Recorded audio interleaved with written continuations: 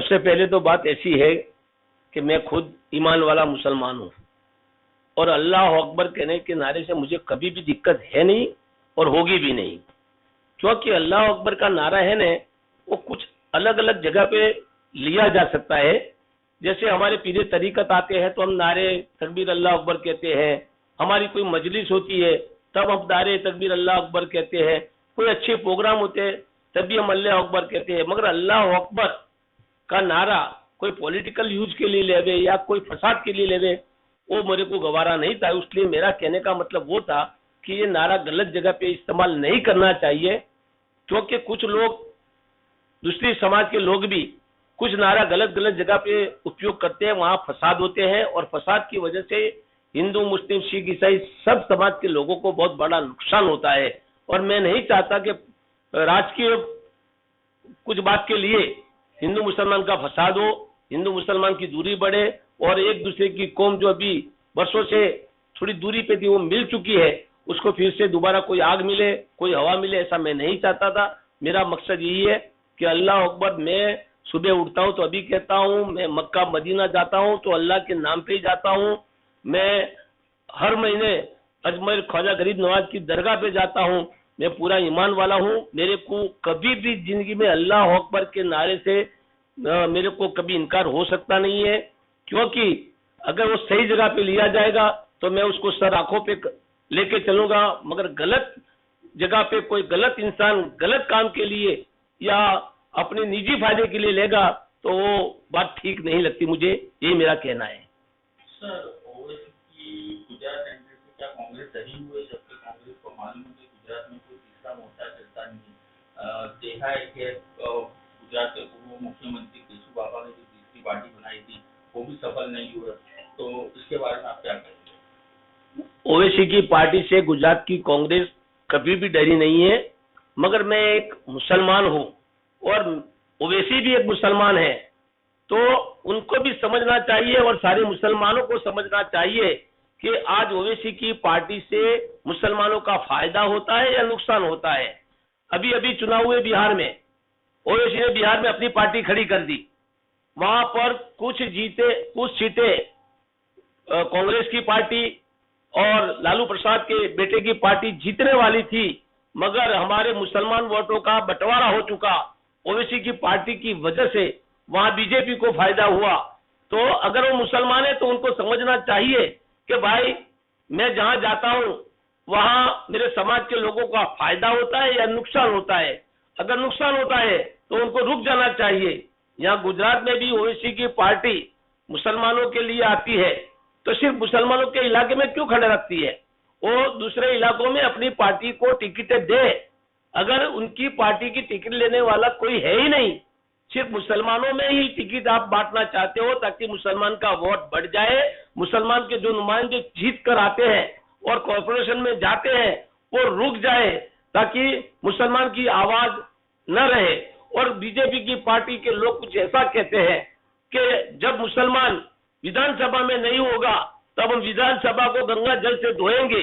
तो उनका मंसूबा पूरा करने के लिए अगर ओवैसी जी आते हैं तो मैं जरूर कहूंगा कि ओवैसी की पार्टी मुसलमानों के लिए नहीं, मुसलमानों को नुकसान करने के लिए और बीजेपी को ही फायदा कराने के लिए गुजरात में आ रही है। और कोई भी आदमी आता है तो उसके दो मंसूबे होते हैं, एक तो अपनी पॉपुलर बात हो उसके लिए होता है, या तो किसी ने उसको खरीद के भेजा हो, वही बात होती है। आज उनको यहाँ आने का मकसद मुझे लग रहा है कि वो बीजेपी की सांठगांठ से आ रहे हैं, बीजेपी के काम के लिए आ रहे हैं, बीजेपी को मजबूत बनाने के लिए है। आज बंगाल में भी वो जाने की कोशिश करते हैं, जहां आज के सीएम मुसलमानों की हिफाजत की बात करती है, आज के सीएम एनआरसी का विरोध करती है, वो सीएम को हराने के लिए और बीजेपी को फायदा पहुंचाने के लिए वो बंगाल में जा रहे हैं। वहां के सारे मुसलमानों ने फतवा जाहिर कर दिया है उलमाओं ने कि ओवैसी को एक भी वोट मिलना चाहिए नहीं। मैं गुजरात में ओवैसी की पार्टी का इसलिए सख्त विरोध करता हूं कि अगर गुजरात में ही ओवैसी की पार्टी को नुकसान हो जाए, उसकी एक भी सीट न मिले, तो गुजरात के मुसलमानों की बात को सामने रखते हुए हिंदुस्तान का मुसलमान भी समझ जाएगा और ओवैसी की पार्टी जो मुसलमानों के बीच में तिरार पड़ने की कोशिश करती है, बीजेपी को फायदा कराने की कोशिश करती है, उसको एक बड़ा ब्रेक लगेगी और वो अपने आप समझ जाएंगे कि मेरा काम सिर्फ मेरे हैदराबाद के सिवा और कहीं नहीं है। ओवैसी संसद में जाए, अच्छा बोले, हमें उसका कोई एतराज नहीं है, मगर ओवैसी खुद भी समझदार है, बैरिस्टर है, तो वो आदमी को समझना चाहिए कि मेरे गुजरात में या बंगाल में जाने की वजह से मुसलमानों का फायदा है, मुसलमानों का नुकसान है।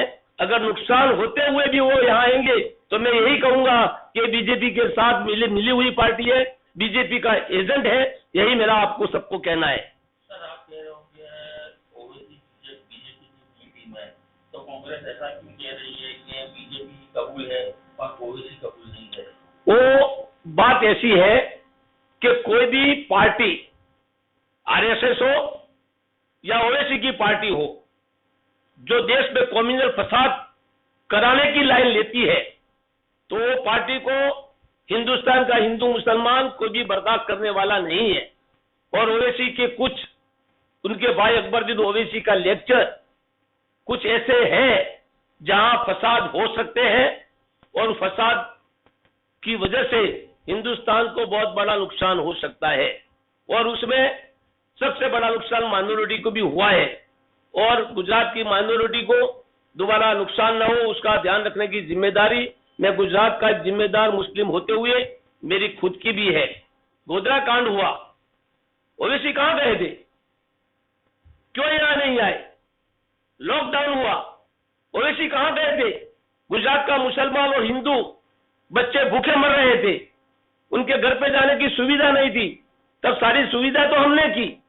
यहाँ के गरीब लोगों को 2 वक्त की रोटी नहीं मिल रही थी, तो रोटी पहुंचाने का काम हमने किया। तो ओवैसी ने उस टाइम पे क्या किया? और ओवैसी को भी कांग्रेस ने काफी दे चुका है।